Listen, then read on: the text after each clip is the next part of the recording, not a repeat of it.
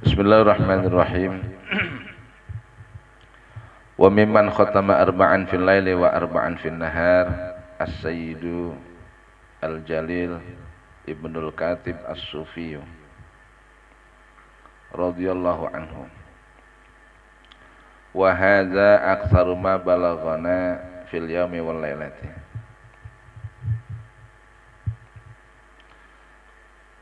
Salah satu orang yang menghatamkan Al-Quran 4 kali di malam hari dan 4 kali hatam di siang hari, yaitu Sayyid Al-Jalil Ibnu Katib As-Sufi radhiyallahu anhu. Salah satunya disebutkan oleh Imam An-Nawawi. Salah satu orang yang bisa menghatamkan Quran sehari 8 kali ya. Artinya di malam hari dihatamkan 4 kali hatam, malam harinya 4 kali hatam. Itu Sayyid Al-Jalil Ibnu Katib As-Sufi radhiyallahu anhu. Dan ini yang paling banyak ya. Yang paling banyak di kalangan para ulama-ulama ya, sehari semalam. Jadi ulama-ulama dulu banyak yang menghatamkan sehari 8 kali hatam Al-Quran. Jadi bagi dua, di siang hari hatam 4 kali, di malam hari hatam 4 kali. Dan ini banyak dilakukan oleh para ulama.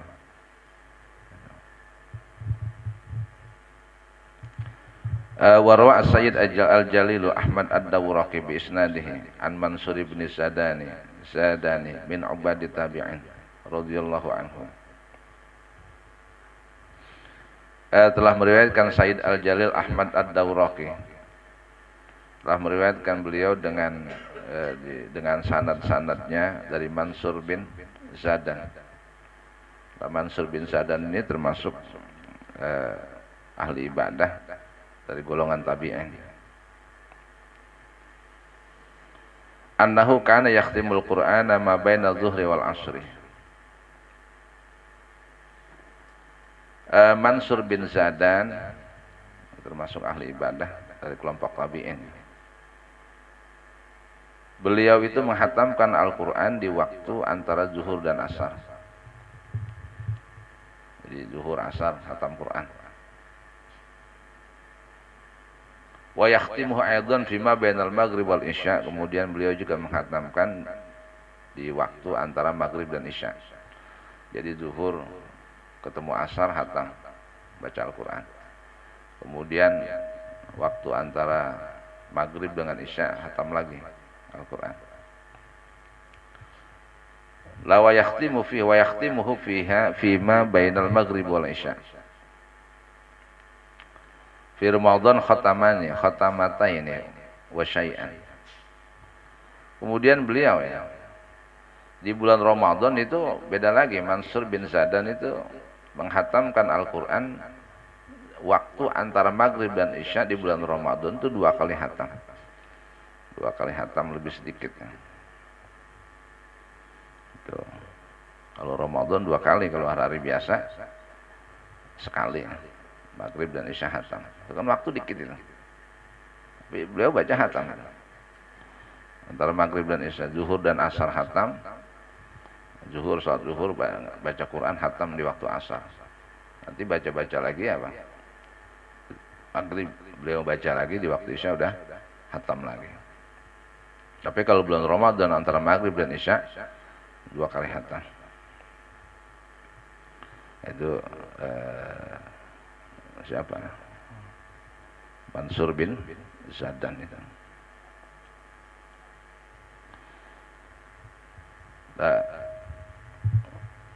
Maghrib dan isya bisa kok 2 kali hatam. Caranya bagaimana? Mansur bin Zadan ini wa kana yu'akhirul isya'a fi Ramadhan ila ayyum diyarubul laili. Jadi beliau itu mengakhirkan sholat isya di bulan Ramadan itu sampai lewat 1/4 malam baru sholat isya. Jadi dari maghrib bablas terus. Ya, dari maghrib bablas terus. Nanti juga bisa sambil tarawih gitu ya. Karena yang Al-Quran itu dibaca paling afdol lagi sembahyang, lagi sholat. Jadi paling afdol itu. Jadi orang-orang dulu tuh kalau sholat bisa hatam ya. Satu sholat kan baca surat tuh kan cuma 2 rakaat ya. Sholat isya 4 rakaat. Rakaat pertama kan habis Fatihah baca surat.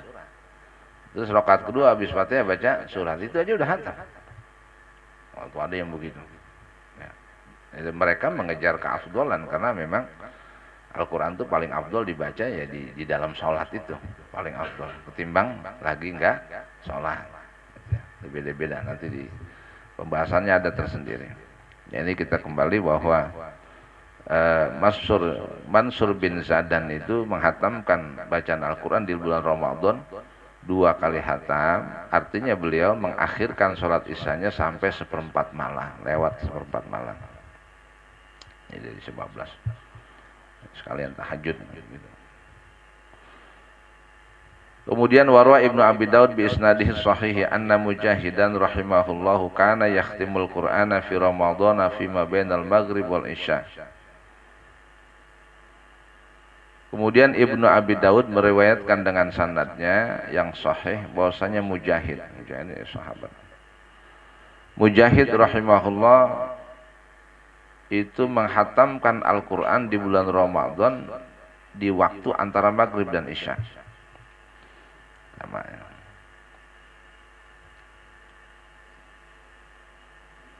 Lawa amal ladzina khatamul Qur'ana fi raqatin fala yuhsuna likasratihim. Sedangkan orang-orang yang menghatamkan Al-Quran dalam 1 rakaat maka tidak terhitung jumlahnya, banyak orang. Coba 1 rakaat hatam salat. Orang-orang yang menghatamkan Al-Quran, baca Quran dalam 1 rakaat itu fala yuhsuna likasratihim. Tidak terhitung jumlahnya karena banyaknya mereka. Jadi zaman dulu para sahabat sholat itu 1 rakaat aja udah hatam. Dan siapa salah satunya para sahabat yang mampu menghatamkan apa? Sholat 1 rakaat hatam Quran. Salah satunya adalah faminhum Utsman bin Affan. Utsman bin Affan itu. Kalau sholat 1 rakaat hatam. Aku 2 rakaat 2 kali hatam. Ya. Umar juga begitu juga.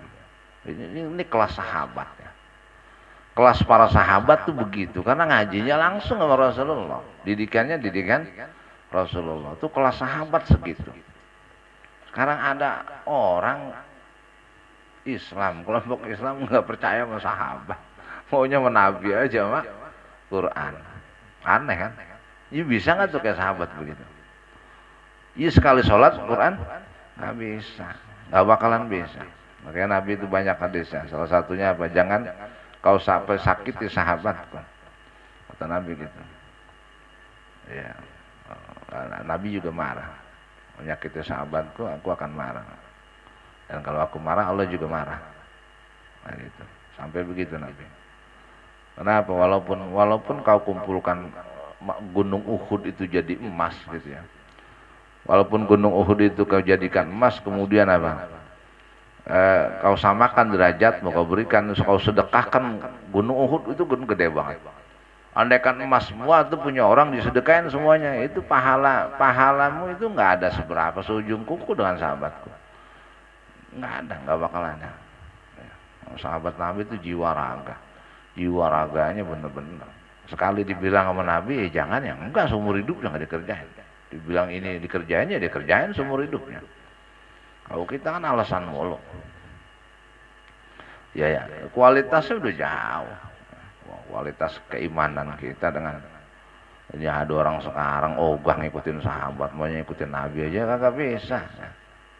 Gitu. Sahabat yang hidup bersama dengan Nabi, kemudian tabi'in hidup bersama dengan sahabat, kemudian tabi'in hidup bersama dengan tabi'in, terus kemudian ulama, fasenya kurun-kurun para ulama yang mampu mentafsirkan ucapan-ucapan Nabi, ya yang hafal Quran, udah ngelotok asbabun nuzul, asbabul wurud, benar-benar hafal mereka, benar-benar ngerti.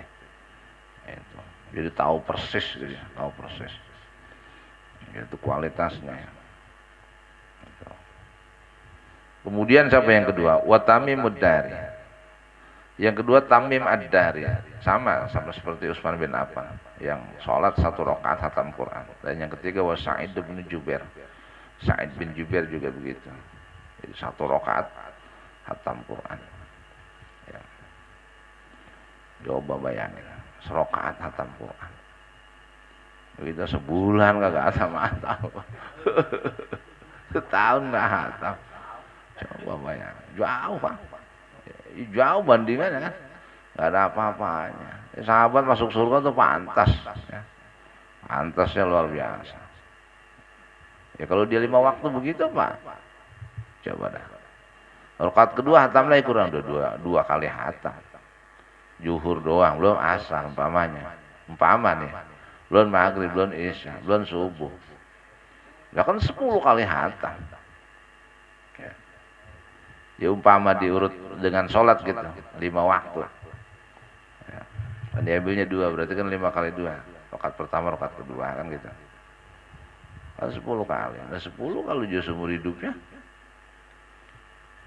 wah surganya yang rindu itu mah. Iya surganya yang rindu mau orang begitu cari ya.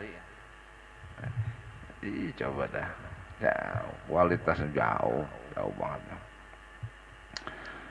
Wal mukhtaru anna dzalika yakhtalifu bi ikhtilafil ashkhasi faman kana yadhharu lahu bi daqiqil fikri lataifu wa ma'arifu fal yaqtasir ala qadarin yahsul lahu kamalu fahmi ma yaqra'u.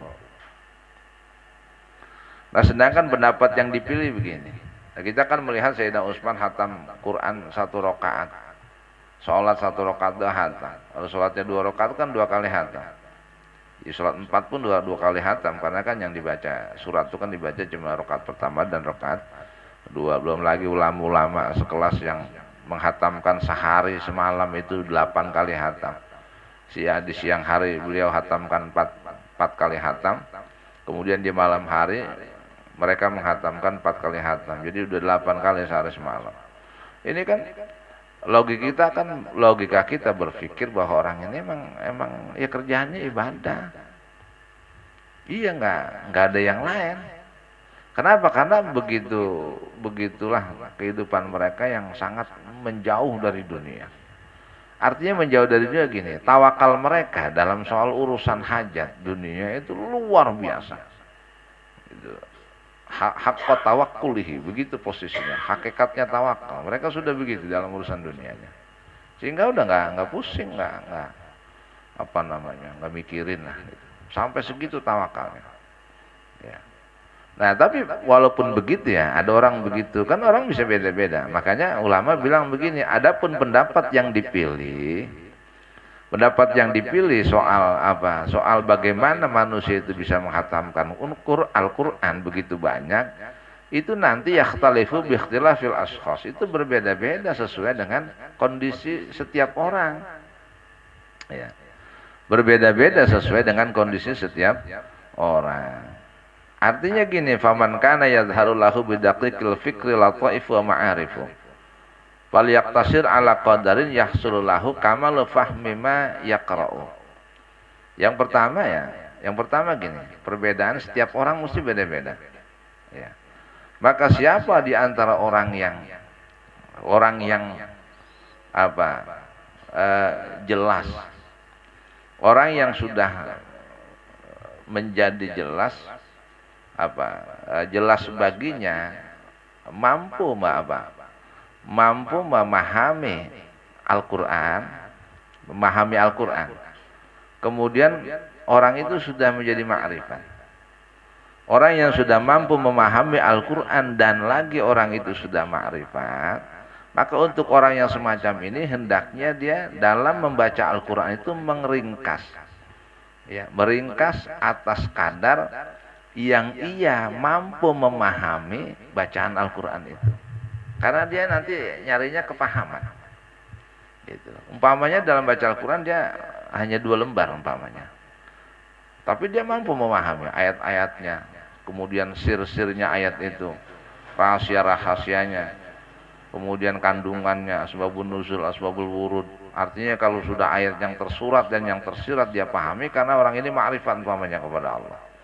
itu sambil membaca, sambil mengkaji, memaknai, kemudian apa? Kandungan-kandungannya secara mendalam.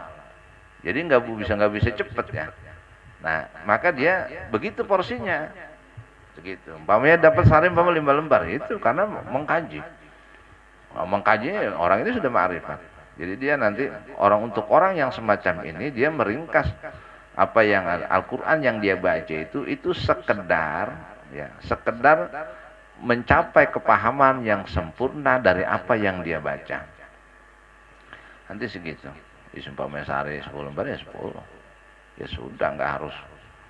Ya kan nggak terbayang kan sehari dua kali hatam, nggak kebayang karena memang kemampuan mereka di situ.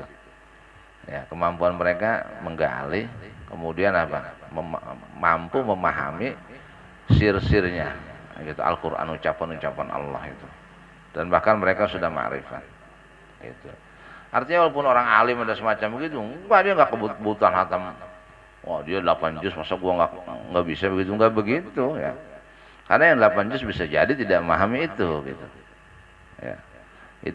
Itulah perbedaan manusia. Orang-orang nanti perbedaannya tergantung pribadinya masing-masing. Ini yang kelompok pertama nih. Kana yadharu lahu bidaqiqil fikri lataifun. Lataifu wa ma'arifu.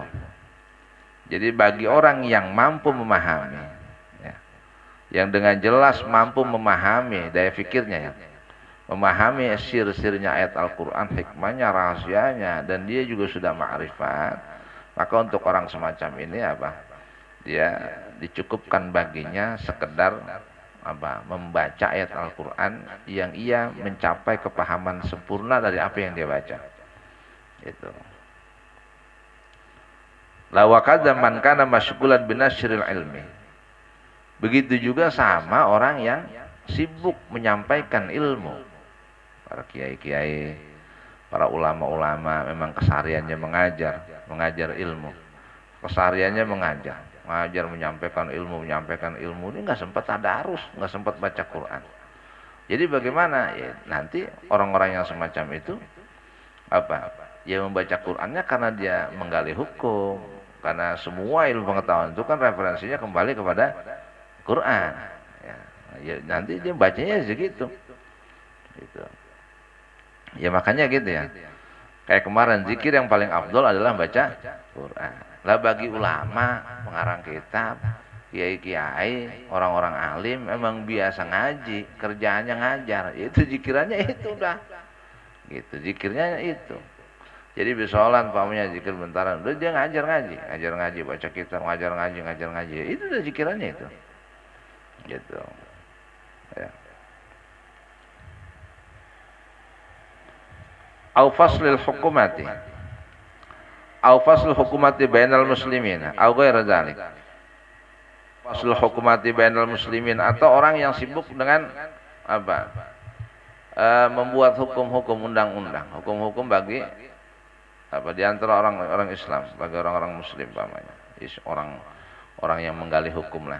Ahli-ahli fatwa itu kan kerjanya gali hukum aja. Yang nanti hukum itu disampaikan kepada orang-orang muslim supaya mereka itu mengetahui hukum apapun dalam kehidupannya. Nah, mereka sibuk dengan dengan menggali hukum-hukum dari Quran dan hadis, dari Al-Quran umpamanya. Nah, karena sibuk di situ akhirnya mereka nggak sempat tadarus. Sama orang begitu juga. Jadi ketika mereka menggali hukum langsung dari Al-Quran yang nanti maslahatnya kembali kepada orang muslim, ya itu sudah menjadi zikirnya udah gitu. Ini perbedaan orang-orang. Dan lain sebagainya min muhimmatid dini wal masalihil ammatil muslimin, dan lain sebagainya dari hal-hal yang penting di dalam agama dan menjadi kemaslahatan orang secara umum bagi orang Islam. Itu apa saja. Jadi mereka tidak sempat tadarus, sehingga ya tadarus mereka sesuai dengan bidang masing-masing ya.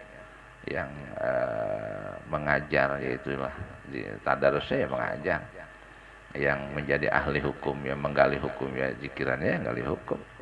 Kemudian bagi yang nasrul ilmi, bagi para pengajar ya zikirannya ya ajar. Nah, bagi orang-orang yang ma'rifat, yang mampu memahami sir-sirnya Allah, ucapan-ucapan Allah dalam Al-Quran, maka penggalian itulah menjadi tadarusnya. Ini masing-masing berbeda. Gitu. Orang-orang yang sibuk itu falyaqtasir ala qadrin la yahsulu lahu bisababi ikhlalun bima huwa apa mursadun lahu walaqutu kamalihi. Orang begitu nanti meringkas atas kadar yang dia tidak akan bisa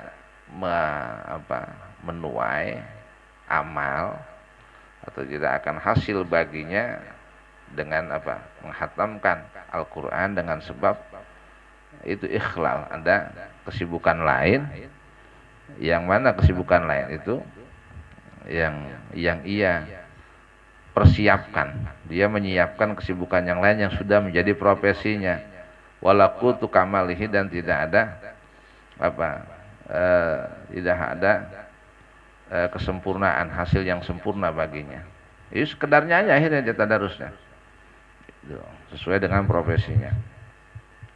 Lah sementara waman lam yakun min haula'il mazkurina falyastaqsir ma amkanahu min ghairi khurujin ila haddil malali awil hadramati fil qiraati. Nah, sedangkan orang yang tidak disebutkan di sana itu tadi, tempat tadi, artinya orang selain itu semua, maka hendaknya dia memperbanyak membaca Al-Quran ma'amkanahu, ya sebisa mungkin. Ya kayak kita ini, kita kan bukan ulama, bukan kiai, bukan ahli hukum yang selalu menggali hukum, ya.